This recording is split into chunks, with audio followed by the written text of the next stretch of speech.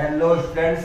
तो जैसा कि अपन ने लास्ट क्लास में जो प्रश्नावली चल रही थी अपन की क्लास 12 की प्रश्नावली 1 संबंध एवं फलन, उसका अपन ने संबंध वाले के संबंधित अपन ने सारे बेसिक कर लिए थे और अपन ने प्रश्नावली 1.1 को लास्ट क्लास में डी एंड कर दिया था। मतलब उसके सारे के सारे क्वेश्चन अपन ने सॉल्व कर लिए थे। आज यहाँ पर मैं स्टार्ट करने वाला हूँ फलन से। फंक्शंस पढ़ेंगे आज, जो एक संबंध का ये प्रकार है। जैसा कि चैप्टर 2 पार्ट में दिया हुआ है संबंध एवं फलन, तो अपन का संबंध वाला पार्ट हो चुका है। अब कौन सा पार्ट आने वाला है? फलन का। फलन क्या होता है, वो संबंध से किस प्रकार से भिन्न है, क्या फलन संबंध का ही एक प्रकार है या संबंध फलन का ही एक प्रकार है, फलन को किस किस प्रकार से हल किया जा सकता है, किस किस प्रकार से समझा जा सकता है, और साथ में फलन कितने प्रकार के होते हैं, उनके ग्राफिक निरूपण क्या होते हैं, वो सारे के सारे टॉपिक आज एक ही क्लास में पढ़े जाएंगे। जिसमें सबसे इंपॉर्टेंट रहेगा ग्राफिक विधि वाला। फलन को ग्राफ से किस प्रकार से हल किया जाए, अपन मन में ही किसी फलन को देखकर, फलन का अगर अपन को ग्राफ पता है तो अपन को उसका उत्तर भी पता होगा कि उसका उत्तर यही है। उसको किसी प्रकार से डिराइव करना है या फिर ग्राफ बनाकर ही उसका उत्तर लेकर आना होता है। तो आज बिना टाइम वेस्ट किए सबसे पहले अपन स्टार्ट कर लेते हैं फलन, कि फलन होता क्या है।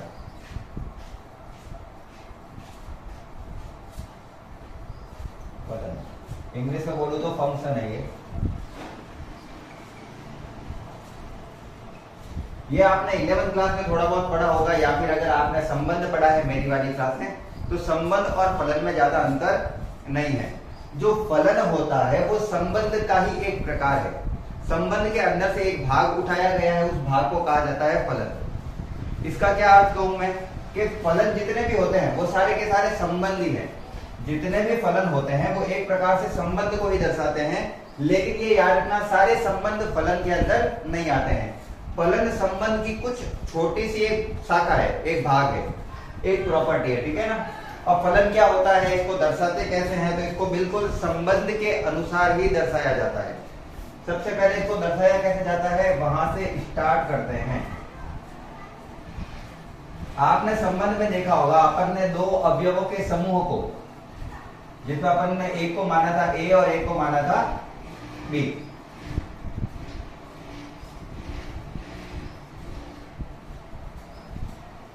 एक को माना था ए और एक को माना था बी। ये दो अवयवों के समूह हैं। इसमें बहुत सारी संख्याएं हैं, इसमें भी बहुत सारी संख्याएं हैं, इसमें बहुत सारे अवयव हैं, इसमें भी बहुत सारे अवयव हैं। अवयव और संख्याओं में थोड़ा सा अंतर होता है। अवयव का अर्थ होता है उसमें कुछ भी हो सकता है, किसी का नाम हो सकता है, रंग हो सकता है, अंक हो सकता है, प्रकृति के कोई भाग हो सकते हैं। संख्याएं जो अपन संख्याएं पढ़ते हैं, तो अपन को ए का बी के साथ किस प्रकार से कोई रिलेशन में, यहाँ पे आर लिखा था, यहाँ पे मैं इसको लिखूंगा ए से बी में कोई फलन है एफ, जहां पर ए में बहुत सारे अवयव हैं, A1, A2, A3, A4। उसी प्रकार से बी में भी बहुत सारे अवयव हैं, B1, B2, B3, B4 up to on. इसी प्रकार से यहां पे भी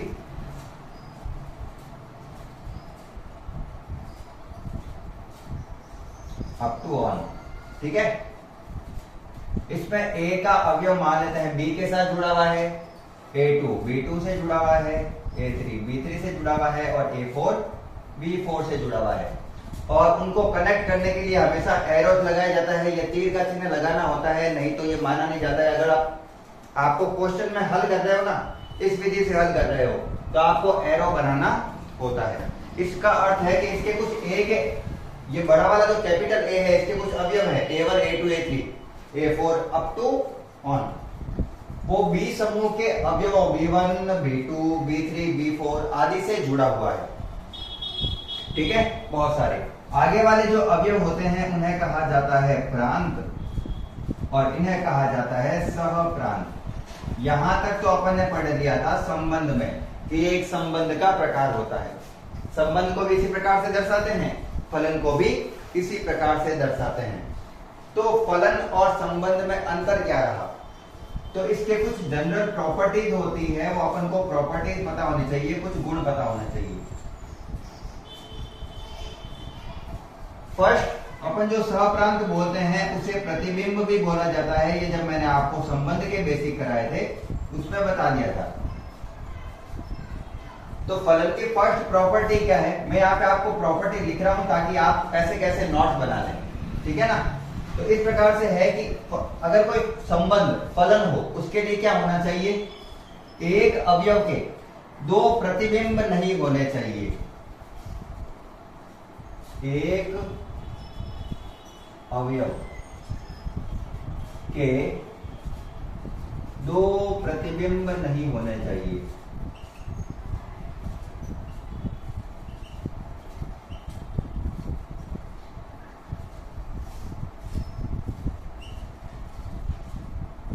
कैसे सर जी, तो ऐसे मान लो एक अवयव था, इधर वाला ए और इधर वाला अवयव था बी, सॉरी अवयव का समूह था, समुच्चय था एक ए, इधर अवयव का समुच्चय था बी, जिसके बीच में एक फंक्शन है। इसमें अवयव है a1 और a2, a3 बहुत सारे होंगे कुछ, इसमें है b1। इसमें इस प्रकार से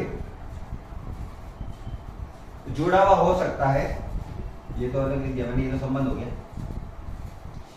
a2 और इसमें मान लो ये है b2 और यहां पे आ गया b3। ये मेरे पास कोई अवयव के समुच्चय थे, a में इस प्रकार से, b में इस प्रकार से। अब ये इस प्रकार से a1 तो b1 से जुड़ा हुआ है, लेकिन a2 है, उसके कितने प्रतिबिंब है, दो, एक और दो।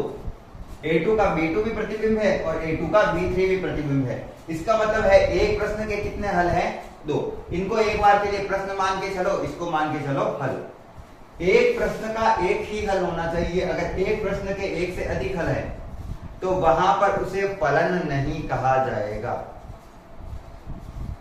फर्स्ट प्रॉपर्टी तो हो गई है। दूसरा क्या होता है इसमें,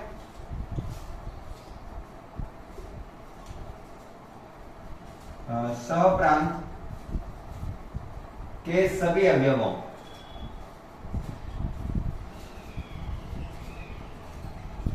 का पूर्व प्रतिबिंब होना चाहिए।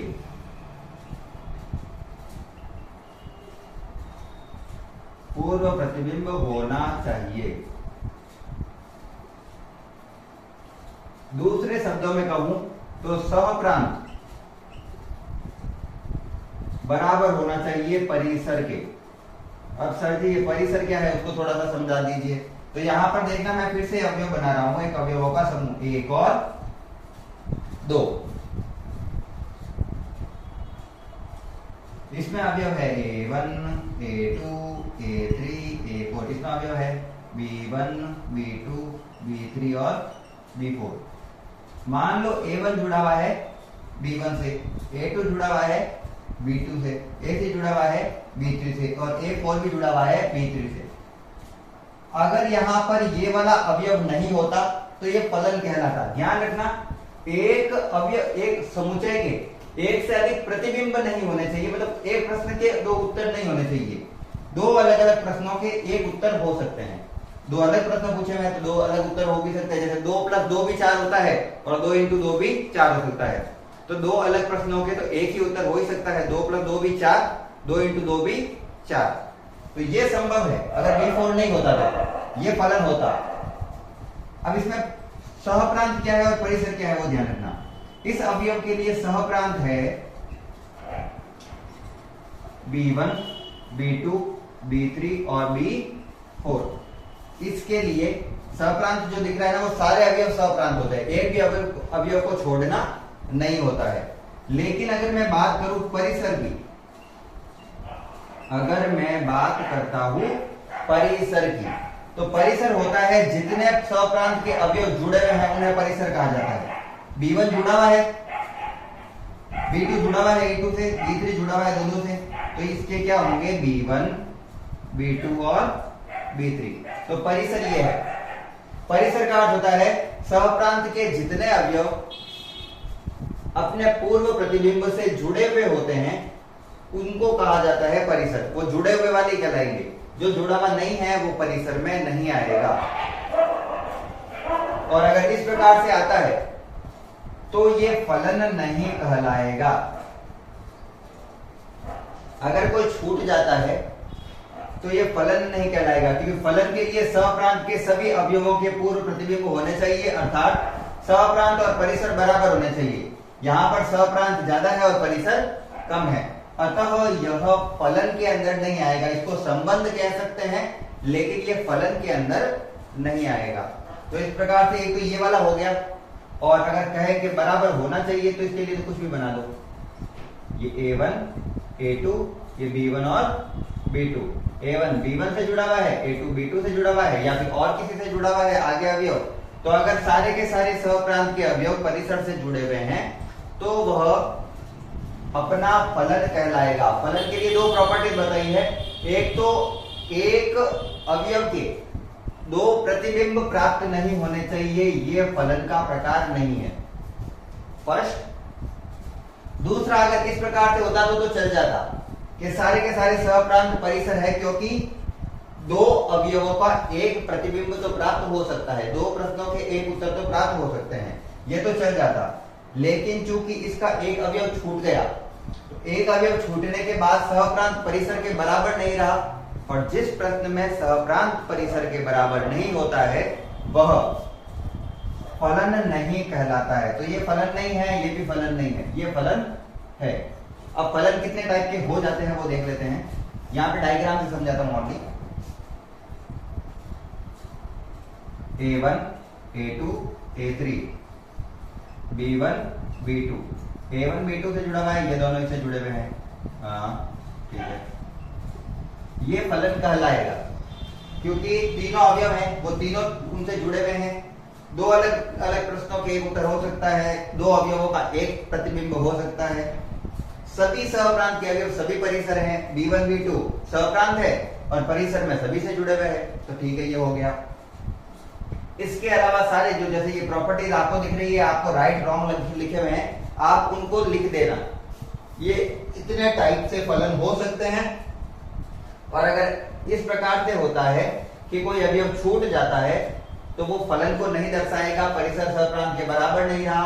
दूसरा, अगर अवयव के दो प्रतिबिंब प्राप्त हो जाते हैं तो वह अपन के फलन नहीं कहलाएगा। ये अपन ने इसके समुच्चयों के आधार पर इसको समझाया है। अभी तो ओनली समुच्चयों के आधार पर समझाया गया है कि फलन क्या होता है। अब इसको ग्राफिकल विधि से बताएंगे कि कौन से प्रश्नों में सहप्रांत क्या है और परिसर क्या है, वैसे प्रांत क्या है और परिसर क्या है। उसके लिए अपन को चाहिए ग्राफ। किसी प्रश्न को अपन को कहा जाए कि ग्राफिक विधि से समझाइए कि यह फलन है या नहीं है, या फिर आगे जो उसके उदाहरण आते हैं एक एक ही है या नहीं है, आच्छादक है या नहीं है, आगे कुछ आएंगे वो भी पढ़ेंगे। उससे पहले अपन को चाहिएगा ग्राफ। अलग अलग विधि से पूछेगा था, उससे तो हल करेंगे ही, लेकिन अपन को बोले ग्राफिक विधि से हल करो, तो ग्राफ पता होने चाहिए किसका ग्राफ क्या होता है। लगभग मैं तो आपको 8 से 9 ग्राफ करवाऊंगा, शायद ज्यादा ही करवाऊंगा, एक जैसे बहुत सारे, तो आप वहां पे समझना उसको, है ना। इसको हटा लेते हैं, आप स्क्रीनशॉट ले लेना और ऐसे कैसे इसको उतार लेना। ये वाले भी उतारना किसमें किस प्रकार के होंगे और किस प्रकार के नहीं होंगे। चलिए पानी पी लेता हूं।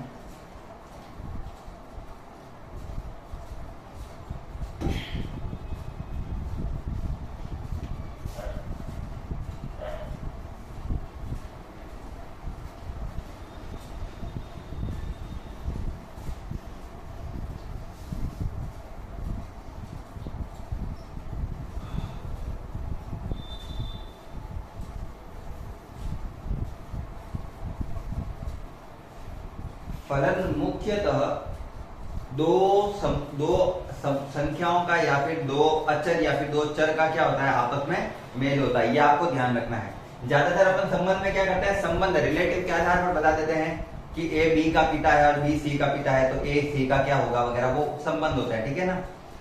फलन में अपन ज्यादातर क्या करते हैं, दो चरों का संबंध करते हैं। एग्जाम्पल के लिए y बराबर एक्स स्क्वायर हो गया, y बराबर 2x+1, समीकरण पढ़ी होगी आपने, वो समीकरण ही क्या है, फलन है। जहां पर y जो होता है ना, उस y को लिखा जाता है fx से। y को fx क्यों लिखा जाता है, क्योंकि देखो y का मान किसका मान से प्राप्त होता है? जब मैं x की जगह मान रखूंगा तो उसका उत्तर आएगा वो y कहलाएगा। तो y का मान किसके द्वारा प्राप्त हुआ? y का मान x के द्वारा प्राप्त हुआ। तो ये कहा जा रहा है कि जो y है वो x का फलन है। y क्या है? x का फलन। तो fx बराबर एक्स स्क्वायर। ये चीज और ये चीज एक ही चीज है। जब मैं y लिखूं या मैं कहीं पे fx लिखूं, y और fx दोनों एक ही चीज है। जहां y x का कोई क्या होगा? फलन होगा। अच्छा, अब ग्राफ स्टार्ट करते हैं अपन फटाफट से। अपन करते हैं ग्राफ। ग्राफ में प्रांत और परिसर अपन को याद होने चाहिए, मैंडिक उसके लिए होता है वो, और कुछ नहीं है। प्रांत होता है x का मान और परिसर होता है y का मान जब अपन कोई संबंध करते हैं। जैसे अभी मैंने आपको समीकरण लिखी थी, वहां पे x था प्रांत और y था परिसर। सॉरी, y था परिसर, सहप्रांत नहीं, y था परिसर। सहप्रांत तो कुछ भी हो सकता है, लेकिन x के मान प्रांत कहलाते हैं और y का मान कहलाता है परिसर। अब मैं आपको कुछ ग्राफ बताता हूं इसके कि अपन प्रांत और परिसर का मान कैसे पता करेंगे। सबसे पहले सिंपल फर्स्ट पॉइंट से स्टार्ट करते हैं। यहां पर बनाते हैं एक लाइन और अब बनाएंगे खूब सारे ग्राफ। आपको भी नाम लिखते रहना है और ग्राफ बनाना है। पहली है सरल रेखा, और चूंकि आप 11th पढ़ के आए हो, चाहे आप नहीं पढ़ी होगी, लेकिन आप एक बार के लिए तो मैं मानूंगा कि आप पढ़ के आए हो और अच्छे से पढ़ के आए होगे। तो सरल रेखा की समीकरण होती है y बराबर mx प्लस c, जहां पर m होता है जिस वक्त जो अपन ग्राफ बनाते हैं उसके जो ढाल होती है, वक्र की ढाल, उसको m से दर्शाया जाता है। और c जो है वो ये है कि वो जो ढाल है वो y x को कहां पर काट रही है। जैसे ये बिल्कुल छोटे छोटे ग्राफ बनाऊंगा क्योंकि मुझे बहुत सारे बनाना है, सिंपल सी चीज है, ठीक है ना। प्रांत परिसर भी लिखने होते हैं मेरे को। मान लो अपन के पास एक कोई ग्राफ है, वो ग्राफ इस प्रकार से बढ़ रहा है कि ये x है अपन का और ये y है। x और y तो यही है, जिस पे ग्राफ पे x और y के कोई भी पॉइंट हो सकते हैं। मैंने एक लंबी सी लाइन बनाई, ये मेरे एक्चुअल में ग्राफ है, वक्र है, ठीक है ना। इस ग्राफ का ये क्या है? वक्र है, और ये इसकी ढाल है। ढाल यानी ढलान, ढलान जरूर नहीं ही हो, कभी कभी सीधी भी होती है। ढाल मतलब कुल मिला के ये वक्र। अब यहां पर m क्या है? तो m तो ये खुद वक्र है। m को और किस प्रकार से दर्शाया जाता है? tan थीटा से। tan थीटा का जो मान आता है वही क्या कहलाती है? अपन की ढाल। अगर आपको ढाल भी नहीं पता है तो आप अच्छे से याद रखना, m या फिर tan थीटा, और tan थीटा बराबर होता है लंब बटा आधार, और इसमें लंब है yx और आधार है x, तो इसको मैं यूं भी लिख सकता हूं y अपॉन x या फिर dy अपॉन dx। ये अपन की होती है ढाल। एक्चुअली में इसको dy अपॉन dx के आधार पर दर्शाया जाता है।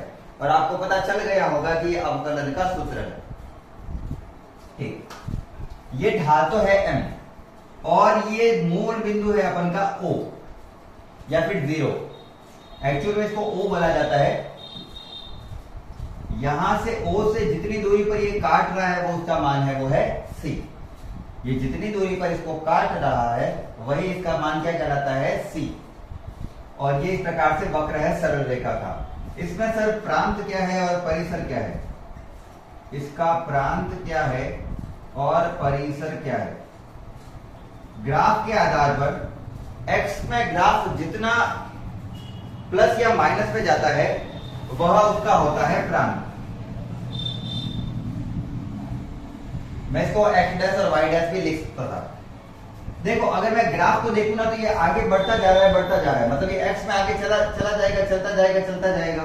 इसी प्रकार से ये ग्राफ पीछे की तरफ भी चलता जा रहा है, चलता जा रहा है, चलता जा रहा है, मतलब x में भी ये चलता जाएगा आगे आगे। तो चूंकि ये x अक्ष में चलता जा रहा है, इधर भी और इधर भी, माइनस में भी और प्लस में भी पॉइंट वाले सारे के सारे मान आएंगे। तो इसका मैं प्रांत कहूंगा r, मतलब वास्तविक संख्या है। इसका प्रांत क्या है? वास्तविक संख्या। लिखा नहीं जाएगा, ध्यान रखना, वास्तविक संख्या वगैरह सीधा r से याद रखना है। या मैं क्या कह सकता हूं, दूसरे तरीके से लिखने का तरीका क्या होगा? दूसरे तरीके से लिखने का तरीका होगा माइनस अनंत से प्लस अनंत तक सारे के सारे मान है वो प्रांत है। ठीक है सर जी। परिसर क्या हुआ फिर? परिसर में भी देखें तो ग्राफ ऊपर भी जा रहा है और नीचे भी जा रहा है। ये लाइन ऊपर भी जा रही है और नीचे भी जा रही है और रुक नहीं रही है, जाती जाएगी जाती जाएगी जाती जाएगी। क्योंकि x का मान y का मान तो कुछ भी पुट कर सकते हैं, कुछ भी पुट करेंगे तो y का मान कुछ भी आएगा। तो ये भी क्या है r, या वापस यही कहे माइनस अनंत से प्लस अनंत। आपकी ये लिखा हुआ आता है, आप ध्यान रखना। सरल रेखा के लिए प्रांत भी r है और परिसर भी r। इसका एक और ग्राफ होता है ये, शॉर्ट में दर्शाऊंगा क्योंकि वहां पे दूसरा ग्राफ बनाऊंगा, मुझे बहुत सारे ग्राफ बनाने हैं एक्चुअली। एक ग्राफ होता है वो सेंटर से जाता है, मूल बिंदु से, जो इसके साथ 45 डिग्री का कोण बनाता है। ऐसा ग्राफ जो x अक्ष से जाए, सॉरी मूल बिंदु से जाए और वो इसके साथ 45 डिग्री का कोण बनाता है, उसके लिए सीधा सा होता है y बराबर x। ये एक इसकी प्रॉपर्टी है, आपको याद रखनी है, ठीक है ना। y बराबर x, जहां पे चूंकि यहां पे ये जो m था कहां गया, फॉर्मूले में m, ये कहां गया, c कहां गया। c होता है मूल बिंदु से दूरी, तो मूल बिंदु पर तो ये खुद ही है तो दूरी तो होगी नहीं, तो c हट गया। m कहां गया, तो m बराबर अभी बताया था, m बराबर होता है tan थीटा, और थीटा कितना है 45 डिग्री। तो tan 45 डिग्री रखूंगा और tan 45 की वैल्यू होती है 1, तो m का मान हो गया 1 को x से गुणा किया तो x। समझना है, अगर आपको अच्छे कॉम्पिटिशन एग्जाम के लिए समझना है तो अच्छे से समझना, पूरा समझा रहा हूं मैं, x y z जो भी चीजें होती है। रट्टा मारने के लिए तो आप सीधा क्वेश्चन रट सकते हो। सेकंड, इसकी खूब सारी प्रॉपर्टीज होती है। अगर मान लो ग्राफ ऐसे आ गया, ये तो सर आपने ग्राफ ऐसे बनाया, मैंने ऐसे बना दिया, तो इस ग्राफ का सूत्र क्या होगा, तो होगा y बराबर, चूंकि देखो ग्राफ ऐसा होता है वो पॉजिटिव होता है, ऐसा होता है वो नेगेटिव, तो इसे मैं लिखूंगा y बराबर mx प्लस c, क्योंकि ये कुछ बिंदु पर काट तो रहा है, मूल बिंदु से कुछ दूरी तो है इसकी c, लेकिन चल उल्टा रहा है, तो x का मान किस में आएगा, नेगेटिव में। अच्छा, स्क्रीनशॉट लेना है तो मैं इसको हटा देता हूं एक बार, इतना जरूर नहीं है, वो अपन आगे जब करेंगे तो बता दूंगा। दूसरा ग्राफ है इसका वर्ग, वर्ग मतलब स्क्वायर। वर्ग क्या होता है, y बराबर एक्स स्क्वायर, ये बेसिक वाला एक्स स्क्वायर वाला है, ठीक है ना। y बराबर एक्स स्क्वायर, इसका ग्राफ कैसा होता है, बिल्कुल सरल सा ग्राफ है इसका, x डैश y डैश। जैसा कि मैंने कहा था, मैं इसको माइनस एक्स भी लिख सकता हूं और x डैश भी लिख सकता हूं, इसको y डैश भी लिख सकता हूं और माइनस y भी लिख सकता हूं। मैंने y डैश लिखा है आपको ये समझाने के लिए कि आप कुछ भी लिख सकते हो, कंफ्यूज होने की जरूरत नहीं है, एग्जाम आपके टीचर चाहे जो भी लिखा दे हो।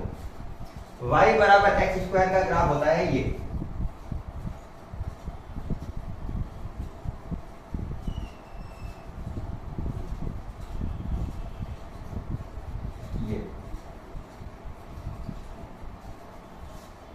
ये क्यों हुआ वो देखना है ना, थोड़ा सा समझाते हैं।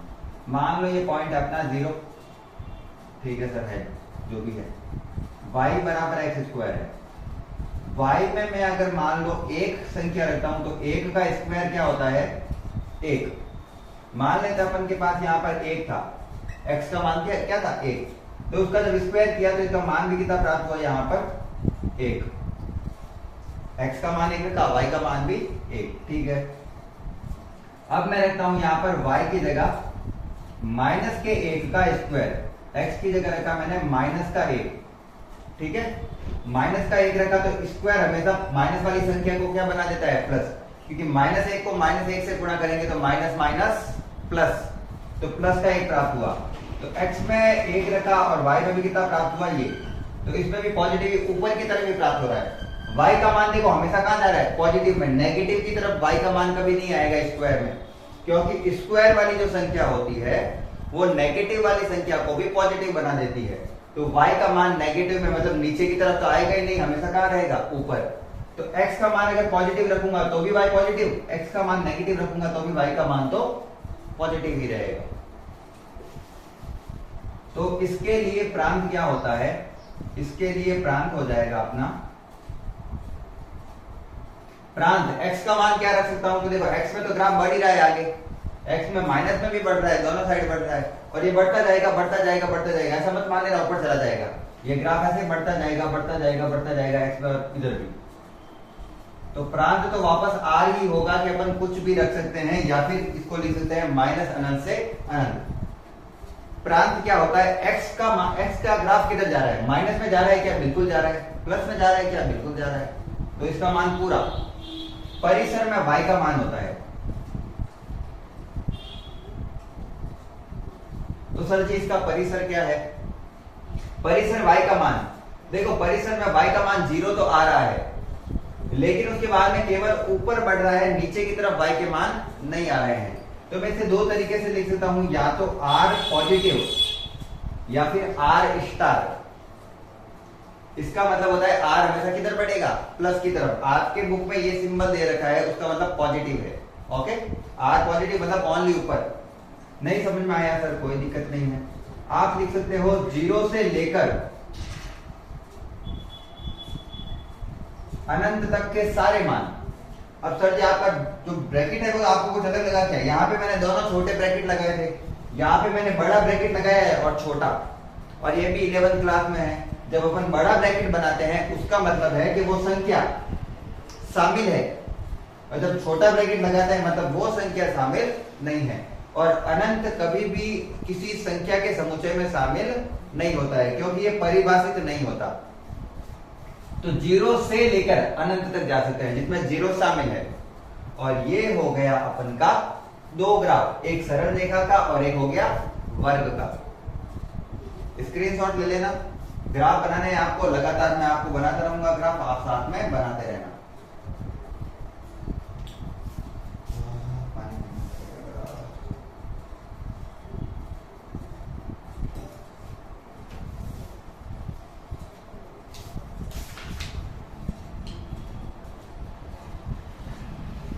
एक होता है मॉड्यूलस, मॉड्यूलस के भी 2-3 बताने पड़ेंगे।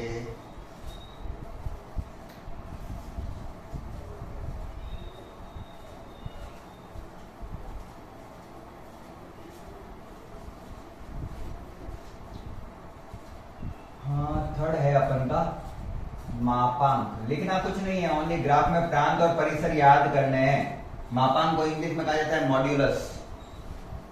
क्या सिंबल है इसका? y बराबर x ब्रैकेट में ऐसे दो खड़ी डंडी ओके बीच में, इसे कहा जाता है मापांक या फिर मोड। अपन मोड पढ़ेंगे, मॉड्यूलस बोला जाता है इसको, ठीक है ना। y बराबर मोड x। क्या अर्थ होता है इसका? इसका ग्राफ के अकॉर्डिंग अगर मैं आपको बताऊं,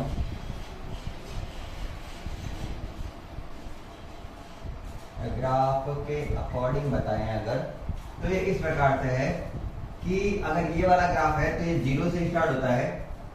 x का मान अगर पॉजिटिव में रखूंगा तो y का मान भी पॉजिटिव लगातार बढ़ता रहेगा। जैसे अभी मैंने आपको एक समीकरण बताई थी y बराबर x, उसका ग्राफ था ऐसे y बराबर x के लिए सीधा सीधा ग्राफ बनाया था। तो 0 से जाता है, 45 डिग्री का कोण बनाता है, ये वाला बताया था मैंने। ये बिल्कुल उसी को दर्शा रहा है, ठीक है ना। ये x, ये y, ये x डैश, ये y डैश। x में चलते रहो, y में भी चलते रहेंगे। लेकिन जब x में नेगेटिव मान रखा जाता है तो इस मापांक का अर्थ होता है कि नेगेटिव वाले मान को भी पॉजिटिव कर देता है। और जब कोई चीज पॉजिटिव नेगेटिव वाली चीज को भी पॉजिटिव कर देती है तो उसका मान वापस x y में ऊपर ही चला जाता है। क्योंकि मान लो मैंने अगर यहां पे रखा x का मान -1, x का मान अगर रखा मैंने -1, तो भी इसका उत्तर क्या होगा? प्लस का 1। मतलब x में तो -1 रख रहा हूं, लेकिन y का मान क्या आ रहा है? 1। तो y जो है वो माइनस में नहीं आ सकता, नेगेटिव नहीं आ सकता, तो वापस चलना पड़ेगा ऊपर। ये कह सकते हैं ये जो सरल रेखा थी, ये अपन की जो सरल रेखा थी, उसको ये किधर लेके चला गया? पॉजिटिव में। ये नेगेटिव में आ रहा था, y के मान को किधर कर दिया इसने? पॉजिटिव में, ऊपर लेके चला गया। अब मैं अगर कहूं इसके लिए मेरा प्रांत क्या होगा, यहां पे लिखते हैं साइड में, तो वैसा ही है बिल्कुल। प्रांत में x में भी इधर भी जा रहा है, नेगेटिव में भी जा रहा है और पॉजिटिव में भी।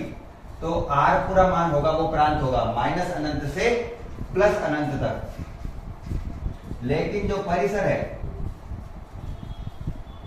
वो आपने देख ही लिया कि अगर 0 से स्टार्ट हो रहा है, y में केवल प्लस पे जा रहा है, माइनस में नहीं जा रहा है, तो उसको लिखा जाएगा या तो r स्टार से या फिर लिखा जाएगा 0 से अनंत। अब मैंने इसको इधर साइड में क्यों लिखा, क्योंकि आपको एक मापांक का और इधर समझाना पड़ेगा।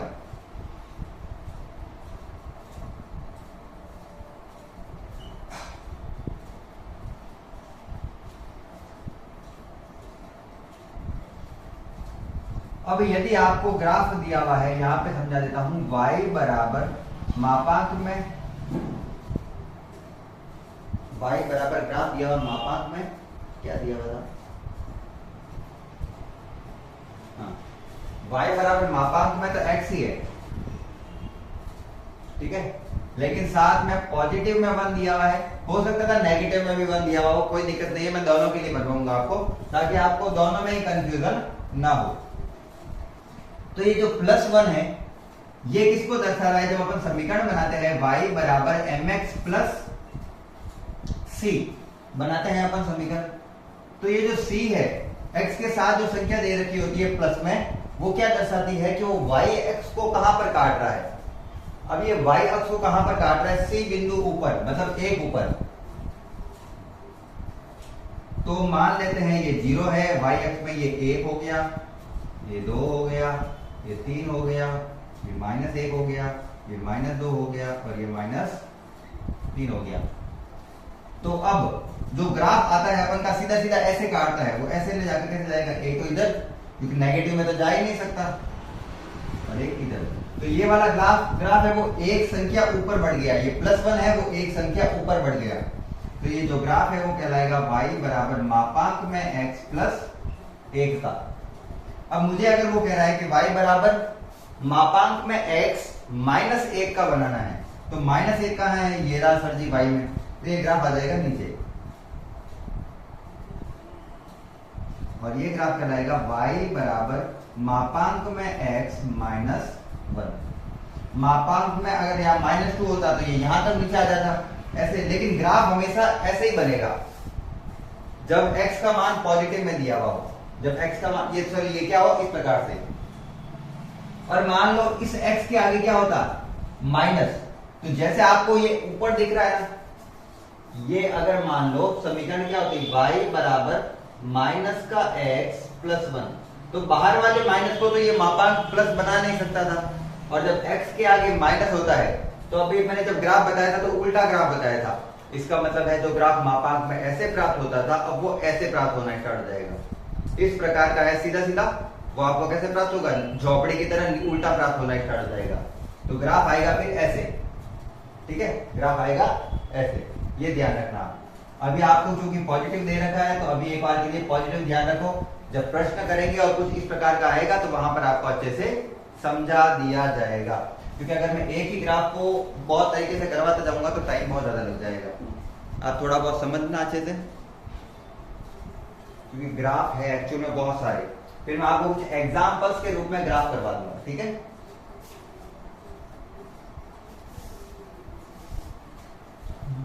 वर्ग हो गया, मापांक हो गया, मापांक के बाद में क्या है,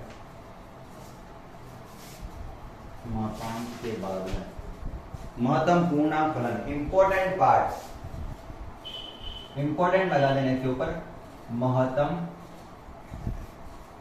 पूर्णांक फलन, जिसके अंदर बच्चों को होती है सबसे ज्यादा कंफ्यूजन, महत्तम पूर्णांक फलन।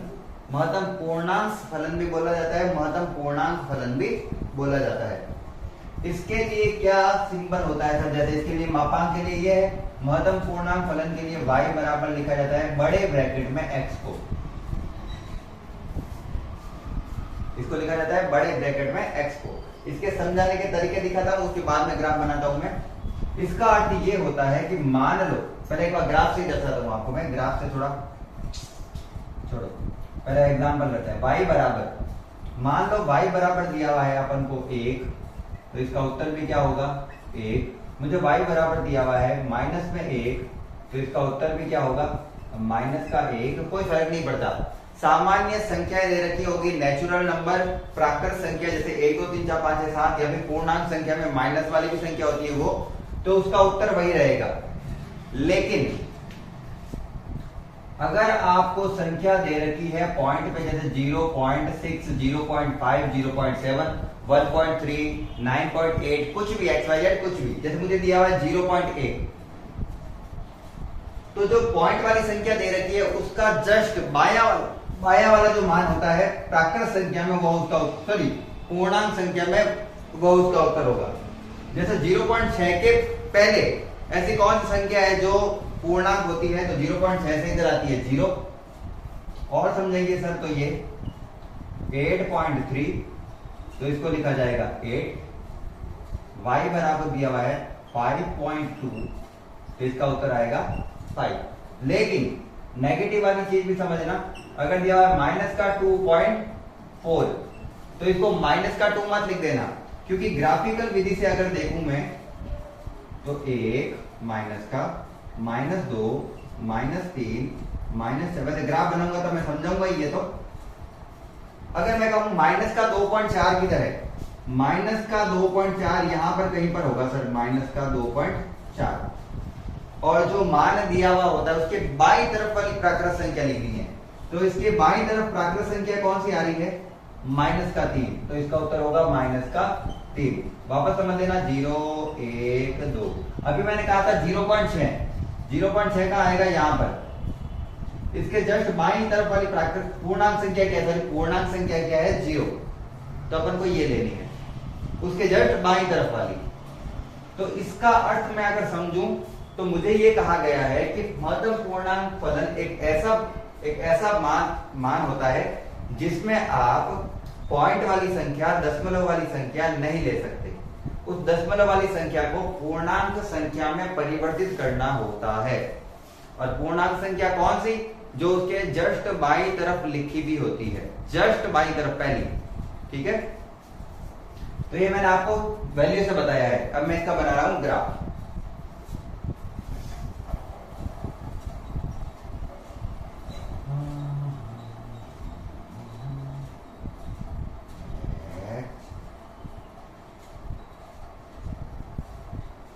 एक्स अक्ष, ये वाई अक्ष, तो मैं मार्कर चेंज हो गया, ये एक्स डैश, ये वाई और ये वाई डैश, ये 0, ये 1, ये 2, ये 3, ये 4, फिर -1 -2 -3, ये 1 2 3,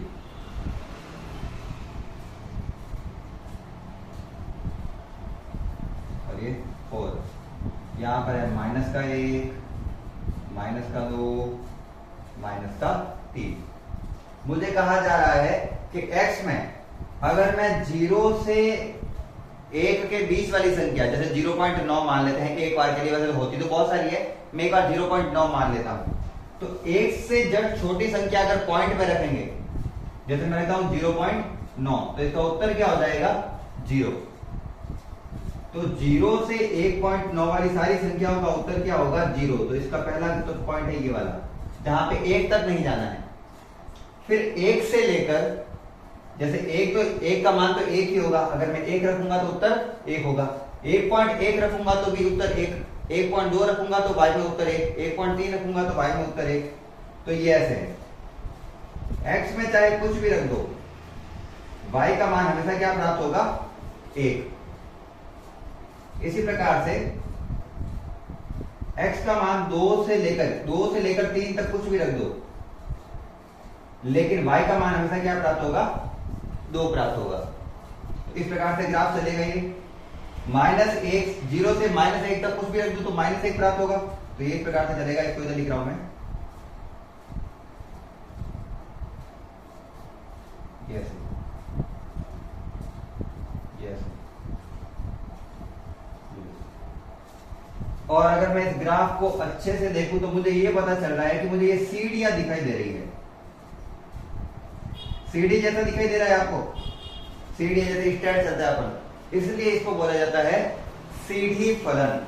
CD की समान है, इसलिए इसको और बोला जाता है CD फलन। वैसे नाम तो इसका महत्तम पूर्णांक फलन ही है, लेकिन ये CD फलन भी कहलाता है। इसके लिए प्रांत और परिसर क्या होंगे, तो इसके लिए जो प्रांत होता है वो x का मान होता है, और x में तो अपन कुछ भी रख सकते हैं। x में तो अपन को कोई बाउंडेशन नहीं है, x में तो भले इधर कुछ भी रखो इधर भी कुछ भी रखो, x में कोई परिवर्तन नहीं होता है। x तो अपन कुछ भी रख सकते हैं, और कुछ भी रख सकते हैं मतलब सारी वास्तविक संख्याएं, r मतलब वास्तविक संख्याएं। लेकिन y के अंदर क्या क्या मान प्राप्त होगा इसका, तो y में पर्टिकुलर मान प्राप्त होते हैं। जैसे y में या तो 0 प्राप्त हो सकता है, या फिर 1 प्राप्त हो सकता है, या तो वो 20 वाले मान प्राप्त नहीं हो रहा है y में, ये पूरा गैप खाली है। तो y में या तो 0, 1, 2 इस प्रकार से, या फिर -1, -2, -3 ओनली पूर्णांक उत्तर प्राप्त हो रहे हैं। तो ओनली पूर्णांक, और पूर्णांक को लिखा जाता है z से, या तो या क्या होगा, तो इस प्रकार से होंगे माइनस अनंत, क्या लिखो, माइनस अनंत से प्लस अनंत मान लेना था, जैसे तो होंगे नहीं, कैसे लिख, -3, -2, -1, 0, 1, 2, 3 अप टू ऑन, इधर भी अप टू ऑन, ये समुच्चय के अंदर लिख सकते हैं। तो ऐसे नहीं लिख सकते, वो सॉरी वो कहाँ गया ये वाला, ऐसे नहीं लिख सकते। ऐसे क्यों नहीं लिख सकते, क्योंकि ये जब अपन ब्रैकेट बनाते हैं तो इस ब्रैकेट का अर्थ होता है कि अपन पॉइंट वाली संख्या भी रख सकते हैं, लेकिन यहाँ पर तो पॉइंट वाली संख्या शामिल नहीं हो रही है, और नहीं शामिल हो रही है, वो पूर्णांक है, तो उसको इस प्रकार से समुच्चय के रूप में लिखा जाएगा, या फिर ऐसे लिखकर लिखा जाएगा जहाँ यहाँ पे जो वैल्यू है वो केवल पूर्णांक है, तो ये लिखना ही है, उससे अच्छा ऐसे ही लिख देते हैं। ठीक है, तो ये अपन ने यहाँ पर आज अभी तक किए हैं 4 ग्राफ, अभी तक करने हैं, अभी तक ग्राफ बहुत सारे हैं, ग्राफ बहुत सारे हैं, दिक्कत यही है, इसलिए थोड़ा सा अपन क्या रखते हैं, स्पीड। बस ये याद रखना, प्रांत का मान होता है x का मान x अक्ष, और परिसर का मान होता है y अक्ष। ग्राफ नंबर है 5, ये मार्कर। नेक्स्ट अपन का रहने वाला है महत्वपूर्ण अपूर्णांश फलन। नेक्स्ट अपन के रहने वाला है अपूर्णांश फलन। मैं यहाँ पर मार कर एक बार फिल कर लेता हूँ, उसके बाद में करते हैं नेक्स्ट आगे वाला पॉइंट। एक बार के लिए वीडियो रोकना पड़ेगा। चलिए पढ़ते हैं अपूर्णांश फलन। देखो अपूर्णांश फलन के लिए भी एक चिन्ह होता है, फॉर्मूला होता है इसका, y को दर्शाया जाता है इस प्रकार से y, और आपको एक समुच्चय टाइप का चिन्ह दिख रहा होगा, वो एक अवयव के बाहर ये समुच्चय वाला चिन्ह दे रखा हो तो समझ लेना यह अपूर्णांश फलन है। और अपूर्णांश फलन को अगर मैं खोलूं अगर सूत्र को, तो ये होता है y बराबर एक पूर्णांक संख्या में से महत्तम पूर्णांक वाली संख्या को घटाना, इस मान को अपने वास्तविक मान में से घटाना। एग्जाम्पल के लिए मैं मान लेता हूं मेरा x है वो है 5.4 कुछ भी x y z, तो इस x की जगह भी क्या आएगा 5.4। और मुझे इतना पता है कि जब इस महत्तम पूर्णांक फलन वाले में जो मान होता है वो अपने जस्ट बाएं तरफ वाले मान में परिवर्तित हो जाता है, तो इसका उत्तर आ जाएगा 5, और 5.4 में से 5 जाता है तो उत्तर आएगा 0.4। इसी प्रकार से 2 मिनट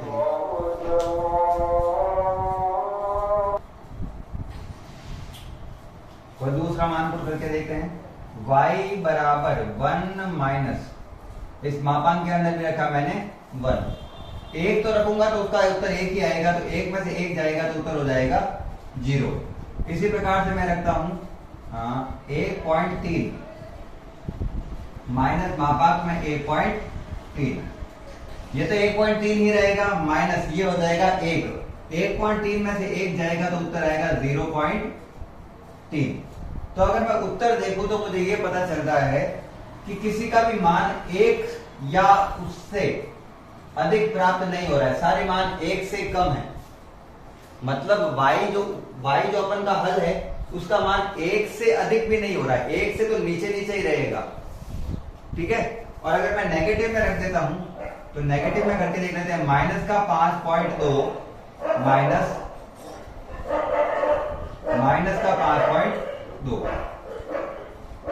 का 5.2 माइनस नेगेटिव में इधर की साइड वाला लेना है, माइनस का 5.6 हो जाएगा माइनस का 6, माइनस का 5.2 माइनस माइनस प्लस का 6 में से 5.2 जाएगा तो बचेगा 0.8। 2 मिनट के लिए बंद करना पड़ेगा।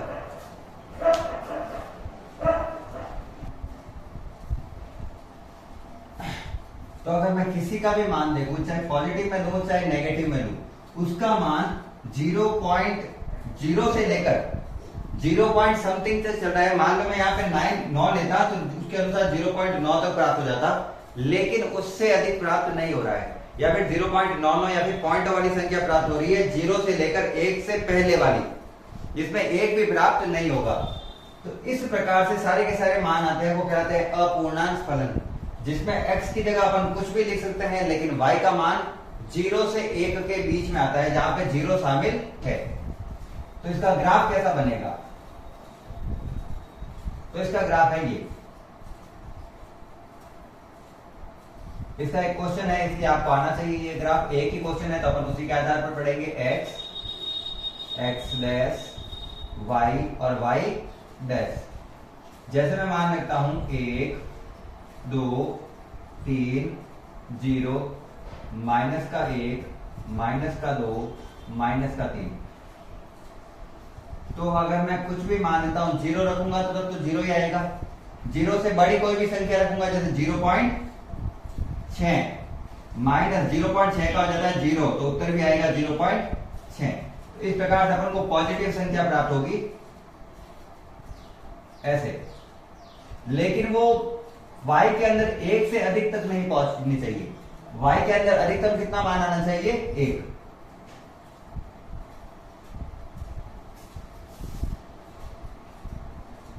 इस प्रकार से आपको कुछ ढलान दिखेगी बहुत सारी एक जैसी, इस प्रकार से इधर भी आएगा। एक को टच नहीं करना है, उससे नीचे रखना है। और यहां से पहले रोक देना है, जैसे यहां से पहले रोक देना है, यहां से पहले रोक देना है, इससे पहले रोक देना है। ये इसका ग्राफ प्राप्त होता है, जहां पर ये जो डॉट लगाता हूं वो y के मान है, ये सब ये तो पूरे y के मान है, ठीक है ना, ये पूरे y के मान है। और x में अपन इधर भी कहीं पे भी जा सकते हैं और इधर भी कहीं पे भी जा सकते हैं, और जिसमें अपन कहीं पर भी जा सकते हैं उसके लिए प्रांत होता है r। x की जगह तो अपन कुछ भी रख सकते हैं, और ज्यादातर प्रांत होता है वो वास्तविक संख्या ही होता है। अपन को परिसर पता करना होता है, तो इसका परिसर क्या होगा? y के अंदर देखो तो 0 तो आ रहा है और 0 से ऊपर तक भी आ रहे हैं, लेकिन 1 से पहले रुक जा रहा है। तो 0 तो शामिल है लेकिन 1 शामिल नहीं है, और 0 से 1 के बीच वाली सारी दशमलव वाली या फिर कुछ भी संख्या होती है वो सारी अनंत संख्या इसमें शामिल है।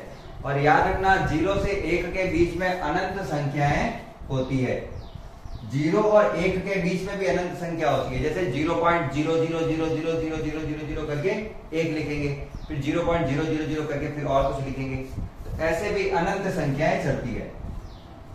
ये हो गया अपन के ग्राफ 5। छठा ग्राफ क्या है अपन का? मेन जो ग्राफ हो रहा है वो करा रहा हूं, लघु गणक वाला फलन। लघु गणक कहां गया मेरा? साथ में ग्राफ बनाते रहना, स्क्रीनशॉट लेते रहना।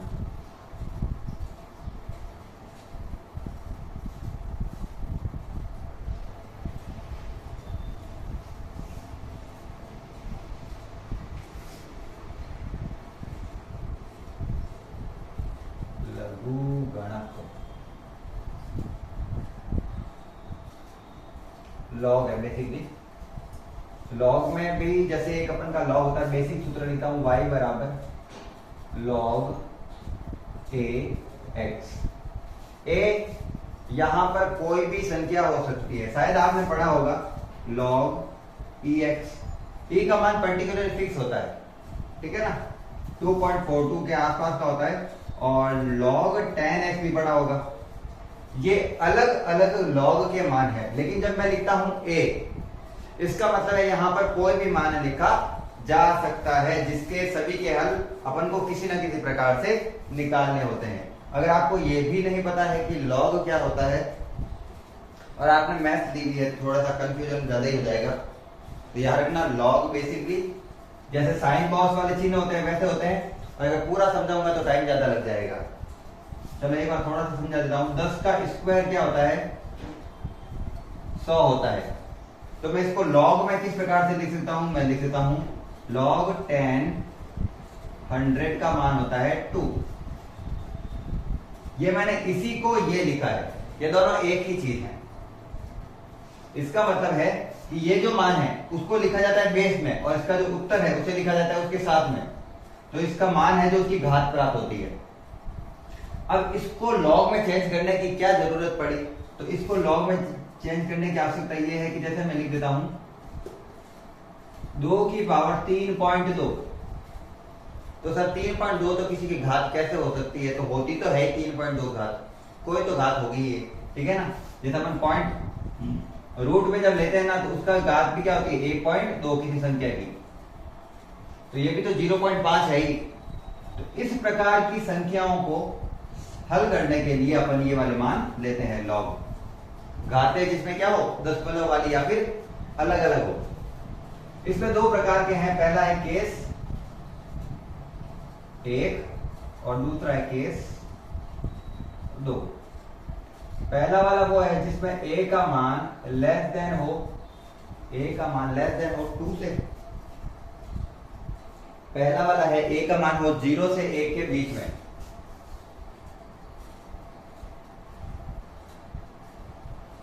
और दूसरा मान है जिसमें होता है a का मान ग्रेटर देन 1, ठीक है।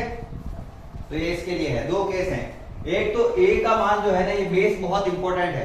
तो बेस का मान अगर 0 से 1 के बीच में है तो इसका ग्राफ अलग प्रकार से प्राप्त होगा, और जब a का मान बड़ा हो जाता है 1 से, उसका ग्राफ अलग प्रकार से प्राप्त होगा। तो दोनों का ग्राफ अपन बना लेते हैं यहां पर।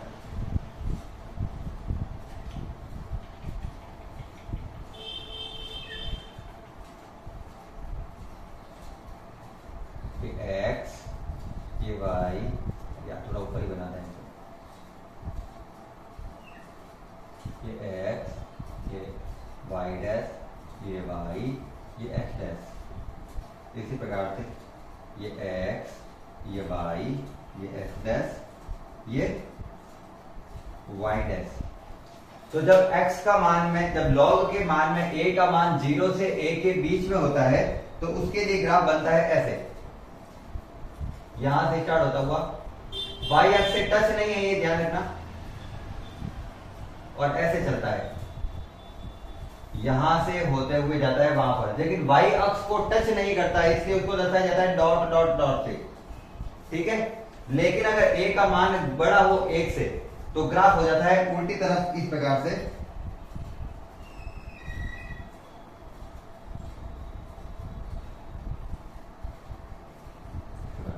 और y अक्ष को टच नहीं करना है, डॉट डॉट डॉट बनाना है। ये इस प्रकार से है log के ग्राफ।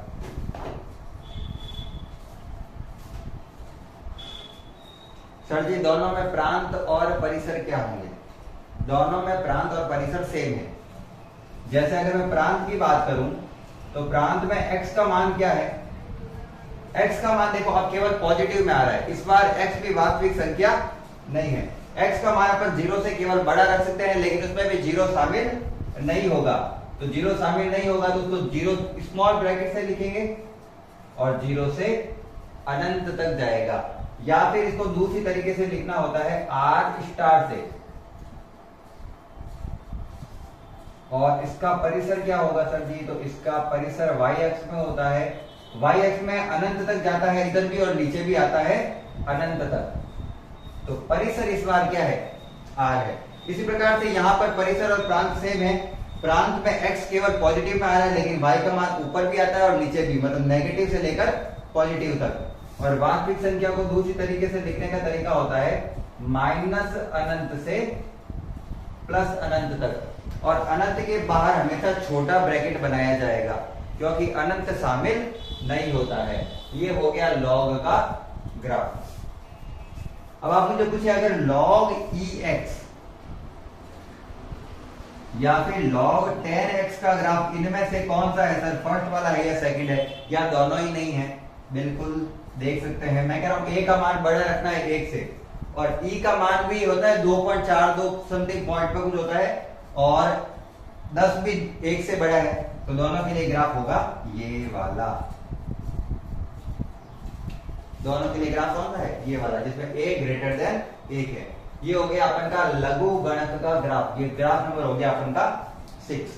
मुझे लगता है आपके फलन में इतने ही ग्राफ आएंगे, इसके अतिरिक्त जो ग्राफ आएंगे वो अपन उसके साथ साथ कर लेंगे, जैसे sine theta, cos theta, tan theta, उनके ग्राफ मैं कराऊंगा आपको जब एक्सरसाइज कराऊंगा 3rd, जब प्रश्नावली कराऊंगा 3री, उस पर पूरा साइन इनवर्स, कॉस इनवर्स है, उसके साथ साइन कॉस टेन के भी ग्राफ चाहिएंगे, तो ज्यादा लंबा हो जाएगा। तो आप मेरे साथ जुड़े रहना ताकि आपको पता रहे ग्राफ। एक्चुअल में साइन का ग्राफ ही होता है, अगर आपने पता हो, आपने कभी पढ़ा हो, और पढ़ा ही होगा 11th क्लास में था ये।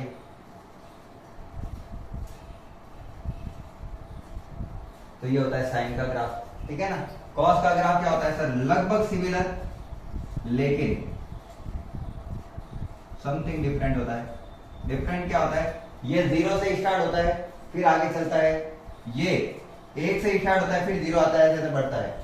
ये कॉस और साइन के आधार पर होते हैं, वो आपको मैं वहां पर जब चैप्टर कराऊंगा तो पूरे समझाऊंगा। आज की क्लास के लिए ग्राफ यहां तक लिखता हूं। एक आपको ये बता देता हूं कि फंक्शन में ex का ग्राफ क्या होता है, पहले आप एक इसका स्क्रीनशॉट ले लेना, ये हटा दो, उसके बाद में एक लास्ट कराऊंगा ग्राफ, उसके बाद में इसको हटा देता हूं। इसका ले लो आप स्क्रीनशॉट। चलिए अपन करेंगे y बराबर ex का ग्राफ।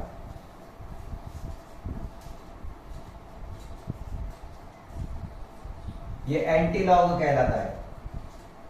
लॉग का उल्टा होता है एंटी लॉग। जैसे मुझे दिया हुआ है लॉग ex बराबर ex बराबर y, या फिर ey बराबर x, तो जब लॉग को दूसरी तरफ ले जाया जाता है तो y का y, ये एंटी लॉग है, वो उधर जाके बन जाता है एंटी लॉग e, और जो भी संख्या होती है वो उसकी चली जाती है घात में। यही अपन का है सिंपल सा एंटी लॉग, लॉग का उल्टा एंटी लॉग। इसका ग्राफ सरल सा है बिल्कुल, ये x, ये y, ये x डैश, ये y डैश। तो इसका ग्राफ जो log e होता है, जो ये वाला इसका उल्टा होता है, तो ग्राफ ऐसे स्टार्ट होगा यू, एंटी लॉग में x बन जाता है y और y बन जाता है x, तो उसका प्रांत हो जाता है परिसर और परिसर हो जाता है प्रांत। ये भी ध्यान रखना।